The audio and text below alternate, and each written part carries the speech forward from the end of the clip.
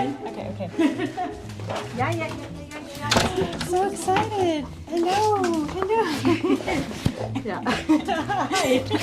Hi. So I'm here to meet Finn, Loki and Amy. Oh, and Kirstin, the only other human currently in this flat. Hello. This is Finn. He's very shy, quite skittish, and an avid bird watcher, the feline kind. He's also soft. So soft. Nothing that abnormal for a cat. Now we can't get rid of him when we have cucumber. You want some too? Except for his appetite for cucumber, perhaps. Finn was rescued by his cat mum and dad, Kirstin and her partner, alongside his cat mate, Loki. Where has Loki gone? There. Loki came from Romania and Finn was found abandoned as a kitten. He was the most friendly of his siblings, so they paired him with Loki, and because Loki loves everybody, then it worked. Now they've found their safe forever home with Kirstin, an archivist living with her partner in northwest Cologne, Germany. Loki isn't shy like Finn. He's curious and very friendly. Hello there. Then there's the gentle, joyful Amy. Are you friends? Amy, come here. So is she a Labrador? Yeah. The 7-year-old chocolate Labrador you can hear groaning in the background, her nails on the wooden floor and her tail whacking my microphone. She hates showers, but she loves puddles, dirty puddles, especially. Amy is actually Kirstin's parents' dog, but she hangs out here a lot. Luckily, cats and dogs don't seem to be mortal enemies in this household. Do you also want to eat something? Kirstin and her partner consider Finn, Loki and Amy members of the family. They all eat together at the breakfast table every morning. They share their cucumbers, and the apartment is about a 50-50 mix of human furniture and cat stuff. Their lives largely revolve around caring for their animals and sharing a life with them. We get some. Come on, hop. I know. You don't go there. No? I'm not very big in traveling, and my boyfriend is neither, so it was perfect for us to have animals and then include them in our lives. It's very comforting coming home and having, 2 animals, and then when the dog is there, 3 waiting for you, and yeah, it's part of this relationship and part of being loved by them. There's nothing better than cat food. Kirstin's relationship with her pets is pretty relatable. Very relatable, in fact. Although the kind of pet ownership that we have today has only really been a thing since about the 19th century, keeping pets is now so popular and so widespread, it's seriously difficult to imagine our world without them. And I really mean the world. Nowadays, it's not just for rich people, or rich countries, it seems. More than 50% of the world's population is estimated to own a pet. And the country with the most? That's the United States, where 3/4 of people own a pet. In the US, millennials have the most out of any generation, and yes, dogs are the most popular companion, closely followed by cats, then fish. And boy, do people love their animals. Numerous surveys confirm that the vast majority of pet owners consider their pets to be family members. So, when we love them so much and consider them to be, relatives, it can be kind of awkward to talk about how pets can be bad environmental choices. Does it even matter? The answer is yes and no. Your pets probably are contributing to environmental harm in ways you might not have thought about. They'll also likely be affected by climate change in ways you might not have considered. But as I found out, they might also hold the key to helping us have a better relationship with the environment. This is Living Planet. I'm Charlie Shield.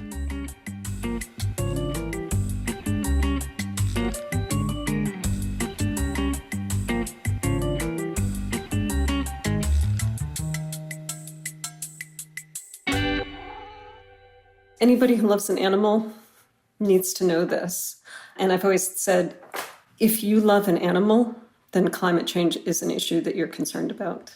Angela Frimberger is a trained vet and an advocate, and a cat person. I'm originally from the US. I did my veterinary training at the University of Pennsylvania, and then I did specialty training as an oncologist at Tufts University in Massachusetts and practiced as an oncologist at the university there for a number of years before moving to Australia, where I practiced as a veterinary oncologist for another 20 years or so.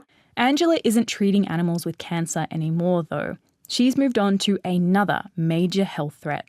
I've been very active with an organization called Veterinarians for Climate Action, which was launched in 2019.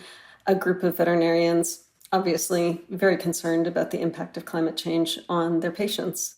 The Vets for Climate Action group Angela is talking about is based in Australia, but it's certainly not the only one.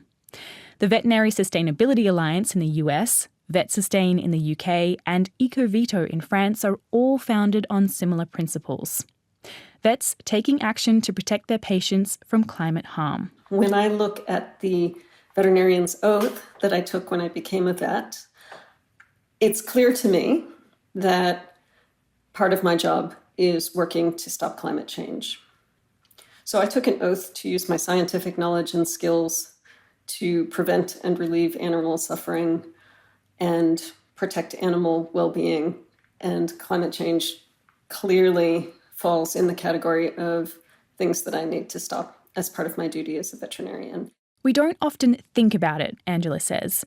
But the same way that climate change isn't just dangerous for other people and countries and eras out there, it doesn't just affect other animals beyond the protection of our four walls. There's no place on Earth where animals are safe from the impacts of climate change, and there's no type of animal that's immune to the impacts of climate change.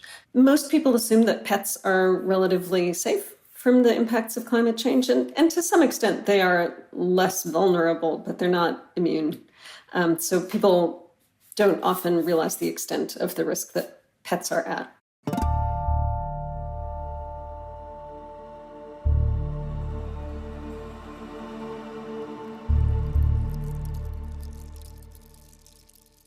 We keep our pets close by. That's kind of the point of them.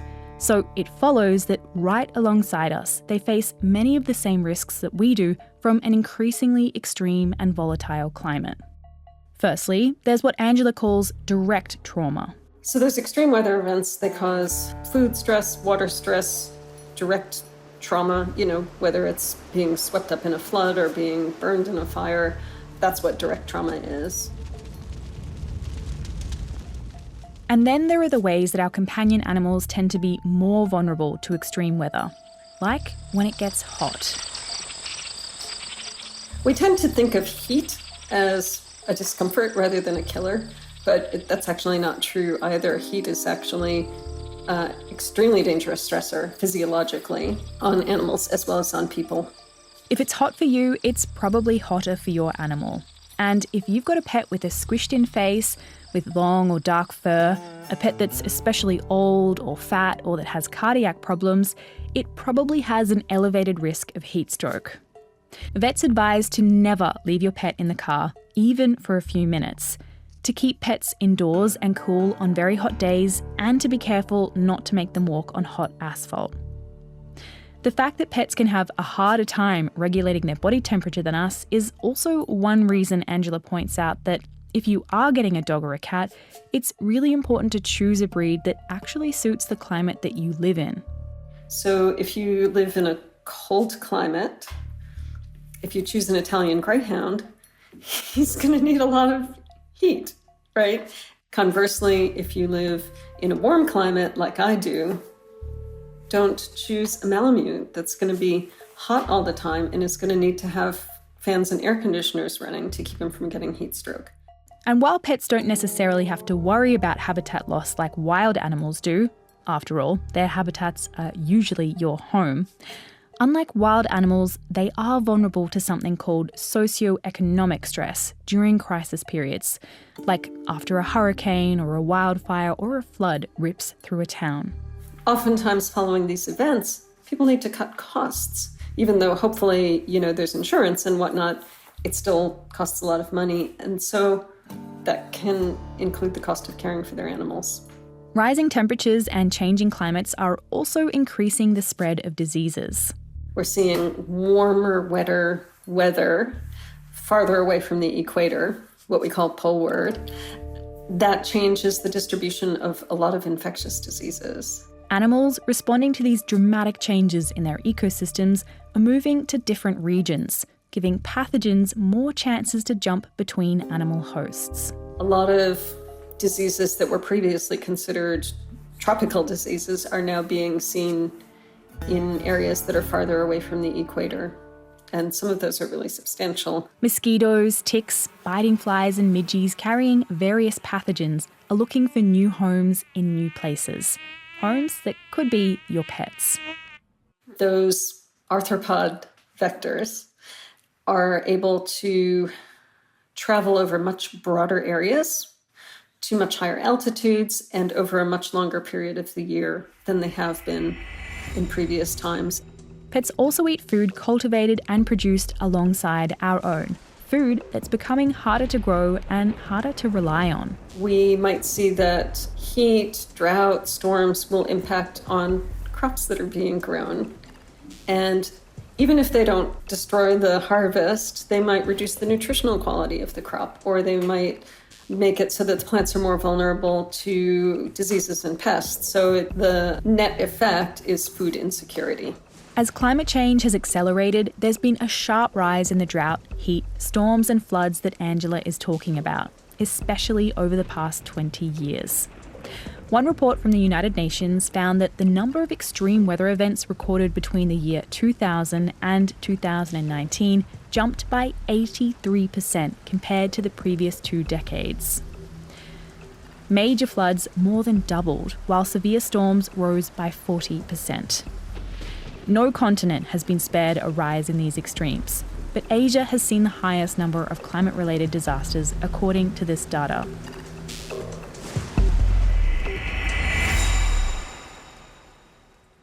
Our cats and our dogs, our rabbits, chickens, hamsters, guinea pigs, birds, fish and reptiles are right beside us in the climate crisis firing line. That much is clear. But how could our sweet, supportive and innocent pets possibly contribute to harming the environment and worsening the climate crisis? Pets don't vote in elections. They're not fooled into buying stuff that they don't need. They don't fall for conspiracy theories or even drive SUVs. That's partly why they're so lovable. They're simple, non-judgmental creatures who don't have to think about any of that stuff. Pets, of course, are not really the architects of their environmental footprints, or paw prints, as those in the business call it. We are. People, I guess, have a bit of a blind spot perhaps with their pets. They think they know they need to reduce their international travel and have a smaller car and change their own diets, but they're not necessarily thinking about their pets in the same way. And what would your response be to people who heard about this research and this topic, the environmental impact of owning pets, and thought, do we really have to go there? Can we not have anything nice these days? Well, we are living in a time of crisis, right? And I think we need to think about all forms of consumption and environmental impact that we have, and that needs to include our pets. So what is a pet's main climate crime? Well, it's the same as yours, food. Namely, the meat they eat, should they be meat eaters. Because just like for humans, the more meat a pet eats, the more land, water, feed, pesticides and emissions are involved, and the bigger the impact on the climate. Peter Alexander researches and teaches global food systems at the University of Edinburgh in Scotland. His research focuses on what we eat, how we produce it, and how we transport it. And initially, when pet food came up as a topic to investigate, he wasn't that interested. Collaborators of mine and I were sort of arguing about whether we should consider pets.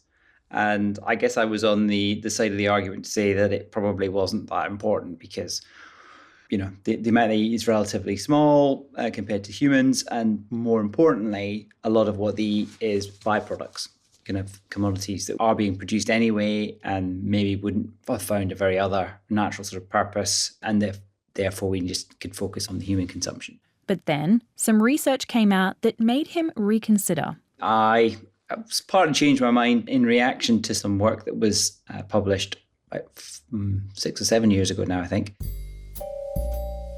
A frequently referenced study published out of the University of California in 2017 that quantified the environmental impact of cat and dog food in the US. That study found that feeding cats and dogs in the United States generates the equivalent of 64 million tonnes of carbon dioxide every year. About the same as 12.5 million cars driving on the road over a year. And it came up with some fairly, in my view, extreme numbers of something like a third of emissions associated with food in the US was related to pets.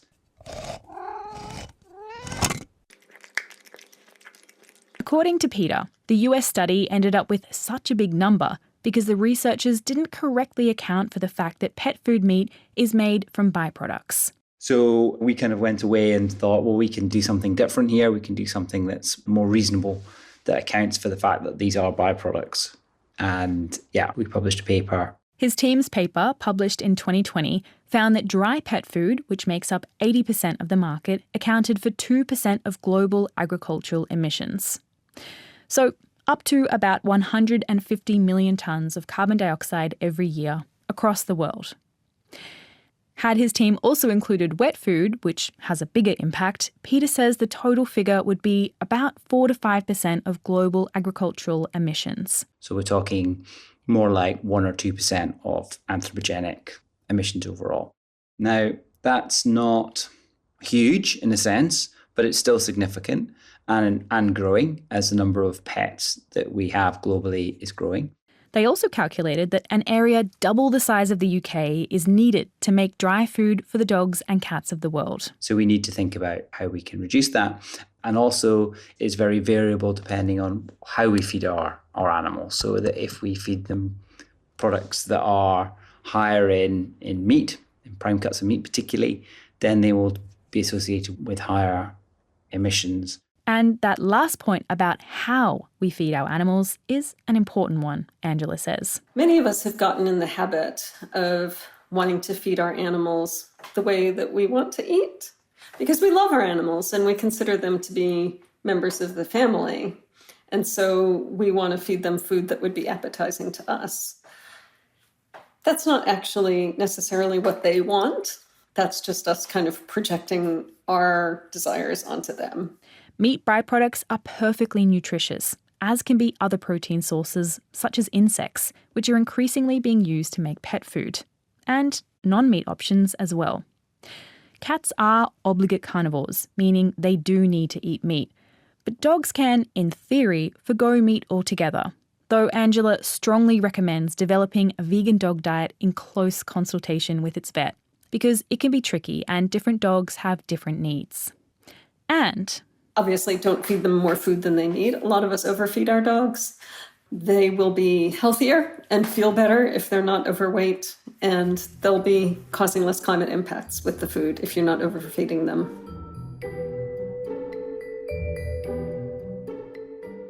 Then, of course, what goes in must come out. The way we deal with pet poop, especially that of cats and dogs, can not only be bad for human health, but a real environmental hazard. Left outside, it can transmit diseases and add harmful levels of phosphorus and nitrogen to the environment. Buried near waterways or chucked in the sea, and the bacteria from dog poo can release pathogens into the groundwater and cause algal blooms.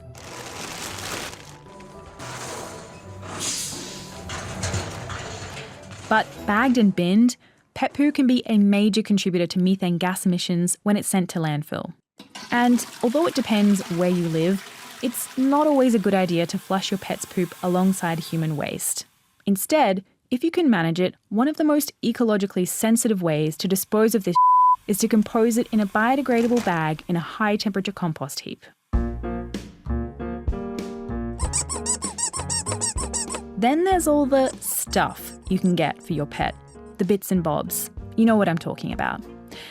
Bows, balls, sweaters, prams, paddle pools, lotions, potions, even aromatherapy. And yes, some of this stuff they need, just like humans need some stuff. But when our love for our pets meets capitalism's greed to exploit it, it can get kind of ridiculous. All the stuff. We have all, as a society, gotten in a habit of shopping a lot for ourselves, and we're now shopping a lot for our pets. We certainly are. These days, the global pet industry is worth about $303 billion US. Most of that is food, sure, but it also includes things like perfume, designer shampoos, spas, massages, nail polish, tuxedos, coloured styling gels, and even prosthetic dog testicles and dog sex toys. People say love is the international language. No, pets are the international language. Invest in a pet carrier or travel accessories that prioritize comfort and style for on-the-go pampering. This washable ball rotates over your clothes, picking up and removing your dog's hair. Feed your fur babies with one tug using this automatic food dispenser from Hounds. Invest in high-quality supplements or wellness products tailored to your pet's specific needs. We're all for pets. What do luxury and indulgence actually mean to a pet, though? Likely something different from what it means to us. Take it from Angela Frimberger. If you're going to own an animal, then you have taken on the responsibility to make sure that that animal is as safe and well cared for as it can be. But there's a difference between that and overbuying accessories and things that don't really contribute to the animal's quality of life, but more contribute to the pet owner's impulse to buy, impulse to consume. Because pets don't have that. Because after all they really want is love, time, play, interaction. Yeah, they want their owners to be with them. Basically, the more we humanize domestic animals, the worse their environmental paw prints seem to become. But listen, none of this, Angela underscores, is to vilify pet owners. We're certainly not in the business of making people feel guilty because they love an animal. That pet's a member of the family. And I am not going to demonize a member of your family. Pet owning has so many positive upsides. And, Angela adds, it's also important to step back a little from the paw print predicament, to not lose sight of the bigger fish that need frying in the climate fight. All of this is a tiny fraction of the problem. Yes, we should do our best, absolutely. But if we don't stop extracting and burning fossil fuels, it's not going to change the problem. If all of us stopped owning pets tomorrow, but fossil fuel companies kept doing what they're doing, we will have made our sacrifice for nothing. And being a pet owner isn't some black mark against your name as far as climate action is concerned, she says. We do need to ask business and industry and government to lead the way. There are some commentators who might say things like, well, if you're going to keep driving that car, or if you're going to keep eating a cheeseburger from time to time, or if you're going to keep owning that dog, then you don't have a right to criticize others on climate change. And I disagree. Because I'm not perfect. I try to do my best, but I'm not perfect. But that doesn't mean that I don't have a right to say, yes, but the fossil fuel industry has profited billions and billions and billions of dollars since we've known about this. We'll be back in just a moment. It's overwhelming to think about the future that climate change will bring. That's why this season of How We Survive, a podcast from Marketplace, offers simple, everyday changes you can make now to prepare for the future. Hear from experts about climate-friendly diets, evaluating climate risks in your neighborhood, electrifying your home, and so much more. Join us and learn how to keep climate despair at bay. Listen to How We Survive, wherever you get your podcasts.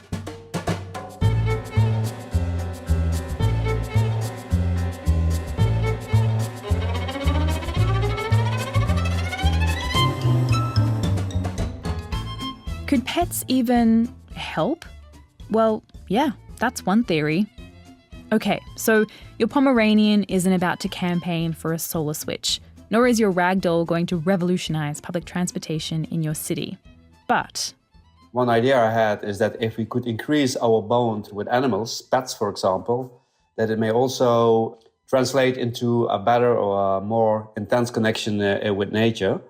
So that was one of the key reasons I got interested in studying our relationship with animals.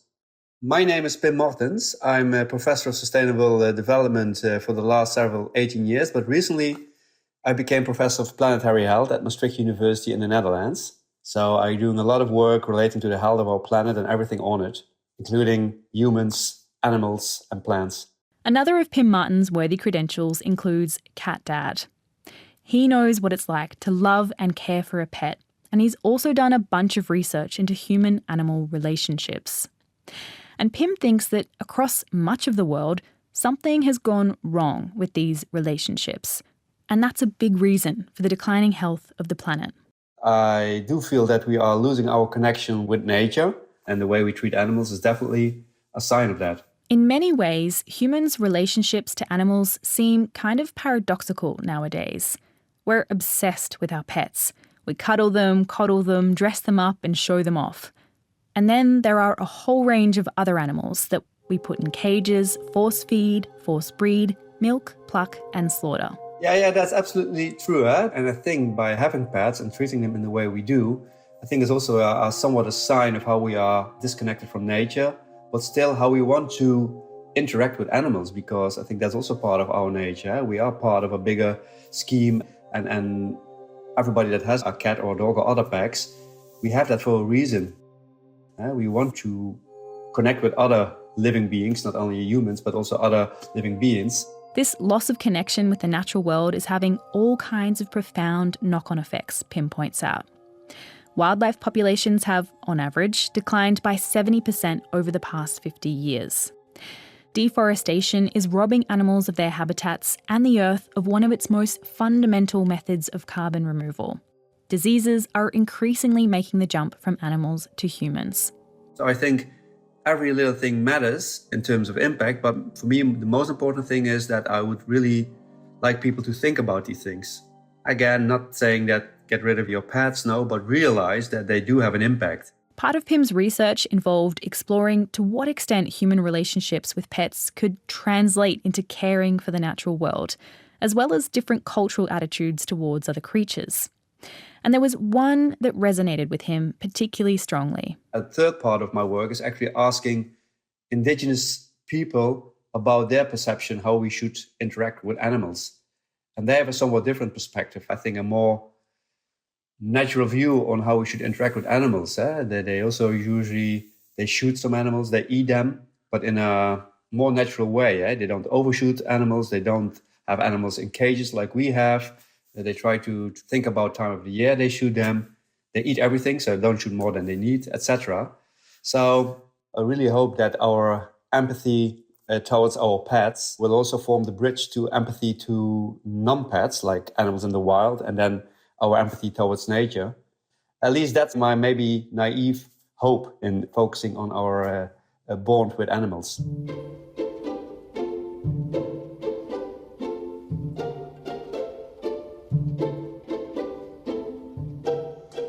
Yes, you can have some. Yes, I know. That was unfair, I know. You have to come up, or the dog gets it. For Kirstin, her pets are both an anchor to home life and a bridge to the world beyond. Even if that's just to parts of it that have kind of been staring her in the face anyway. You get to go out more when you have a dog. You get to experience more. And you also recognize more. For example, the cats, they don't go outside, but they can see the birds from the windows. And when they watch them, you can just sit next to them and also watch the birds. And I don't know how many people sit at their windows in their homes and watch for birds in their trees just right outside the window. And I think you get a connection even when you don't expect it. Oh, look, you get something after that. You don't like cucumbers. The reality is that owning fewer pets would reduce stress on the environment. But experts like Angela, Pim and Peter aren't suggesting you live a life without them. Pets bring joy and health benefits into many people's lives, like lowered stress levels and lower blood pressure. They can force us out into the world, help us see the magic in the ordinary, and show us uncomplicated love. That's why I became a veterinarian, and that's why so many people love animals, because of the sheer innocent joy of the human-animal bond. There's nothing to rival the affection of an animal in a person's life.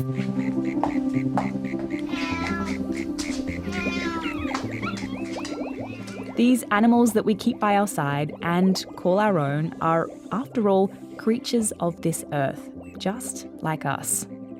It would just be helpful if we didn't try to make them too much like us, perfumed, accessorised, overfed and overdressed.